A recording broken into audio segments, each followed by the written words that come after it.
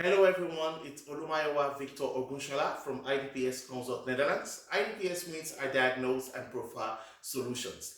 Today's video will be interesting for everyone because this is the pandemic time, the COVID-19 times, and today I will be talking about 6 tips to stay motivated working and learning from home. So again, this is the times for COVID-19. So many countries all over the world are still in the lockdown, are in lockdown, and therefore professionals are working from home, students are studying from home. And this is why I will be talking about 6 tips to stay motivated while working or studying from home. Please enjoy.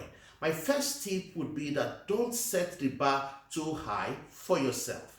Don't be too harsh for yourself. It's already complicated that now we don't go to the offices, we don't go to the universities or the schools, and we are all stuck at home in this lockdown and working from home. So don't complicate things for yourself. Don't stay on your computer all day, for example. That is not best practice. So don't make things difficult from yourself. Relax, learn to relax, and learn perhaps to go for a walk. Don't set the bar too high for yourself. That is tip number 1. Tip number 2 is that you should work with intermediate steps. So when you have a task already, have a to-do list, go there and say, okay, I have done 1, 2, 3. Let me take a short 15 minutes or 30 minutes break, and then I come back to do 4, 5, and 6. Maybe how can we do that? You can formulate your goals, formulate your SMART goals. Let your goals be specific, let it be measurable, let it be achievable, let it be realistic or relevant goals, and put a time. Let your goals be time bound. So set SMART goals. Once you set SMART goals, then you have to think of ways to achieve those goals. What are the different alternatives? What are the different options at which you can achieve those goals? Then once you have that, then you need to choose one of the promising alternatives, one of the promising routes or options for you to achieve those goals. Then also it will be more effective and efficient when you have sub goals, and then you are able to define quick wins.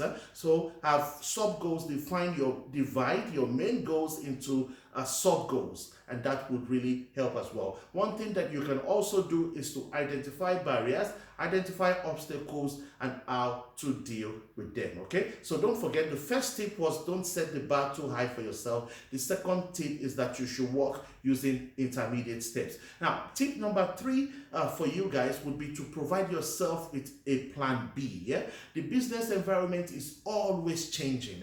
So maybe before you know it, lockdown is over, you have to be back in the office, or maybe the lockdown is even extended. So always be flexible, have plans for plan B, make plans for changes. So when there is a change, please make use of your plan B. So have contingent plans, have backup plans. And that was tip number 3. Tip number 4 is that you should always ask yourself the question why. For example, why are you doing that activity? For example, why are you studying? For example, why are you working in that organization? For example, why do you want to achieve that particular goal? So please always ask yourself why, and when you ask yourself why, it helps you to be more effective or efficient. My 5th tip would be that it's all about the mindset. So have a positive mindset. Have a mindset that is optimistic. Always look for possibilities. Don't think about impossibilities, but think about the solutions. Focus on what you can control and focus on what you can indeed influence. So ask yourself the questions of what have I achieved, for example, or what do I want to achieve, for example, or what has helped me so far in this process, in this strategy that I use, what has helped me so far, or what is my also, you can ask yourself, this particular system is working, how can I expand, how can I continue to use that strategy? You can also ask yourself, will we help you in this particular task or in this particular role that you are working on while working from home or while studying from home? And my last tip, which is tip number 6, is that you should build resilience. Focus on your assets, focus on your resources. You have an asset, you have resources. Focus on those assets, focus on those resources. Ask yourself, what are your talents? What are your skills? Develop those talents, deploy those talents. Develop your skills, develop your resources, deploy your talent, your skills, and resources. One thing you can also do is to look for a role model, someone who can inspire you, someone who can influence you, someone who can motivate you, and someone who can encourage you. Perhaps you are the one who really achieves more when you are around people. Then get a study group, get colleagues at work where you can relate together and you can exchange ideas as well. Or maybe you are the one who is easily distracted with your mobile phone or with your laptop.